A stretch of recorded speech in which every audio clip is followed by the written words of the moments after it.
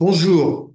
Quelle n'a pas été notre surprise d'apprendre avant-hier que le gouvernement déposait un amendement concernant les communautés professionnelles de santé, les CPTS, qui auraient un label France Santé qui deviendrait des communautés France Santé. Pourquoi une grande surprise? D'abord, c'est la méthode. Aucune concertation avec les professionnels de santé, ce qui est quand même un comble. Aujourd'hui, c'est les professionnels de santé libéraux, 800 CPTS, 92% de la population française couverte par les CPTS dans des situations, tout ça pour faciliter l'accès aux soins, alors qu'on manque de médecins généralistes, de médecins spécialistes, d'orthophonistes, de kinésithérapeutes, donc un très gros travail.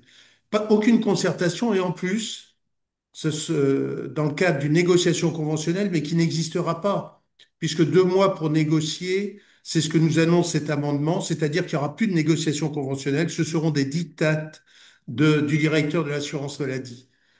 Donc, globalement, là où on en est, ben, c'est vrai qu'aujourd'hui, beaucoup de membres des CPTS s'interrogent, alors qu'en plus, on a des retours, des remontées du terrain, où ça devient de plus en plus difficile sur le financement des CPTS. On les juge plus sur les résultats qu'ils obtiennent. Et l'exemple typique, c'est vous êtes sur un territoire, le nombre de patients en ALD sans médecin traitant augmente tout simplement du fait du départ des médecins, mais chaque médecin prend en charge plus de patients. Eh bien, on pénalise financièrement ces CPTS. Aujourd'hui, on va vers ça et finalement, on peut s'interroger, est-ce que demain, ces structures qu'on a mis en place pour améliorer l'accès aux soins, est-ce que finalement, ça va pas, est-ce qu'on n'est pas en train de nous mettre des menottes dans le cadre de nos organisations professionnelles pour ce qui est des médecins, de médecins libéraux?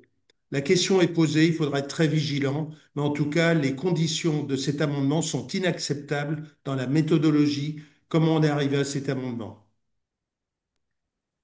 Bon, et la cerise sur le gâteau de cet amendement qui le rend inacceptable en l'état, c'est que globalement, c'est qu'il autorise les pharmaciens à pratiquer l'évaluation, la prise en charge des situations cliniques et l'orientation des patients dans le parcours de soins.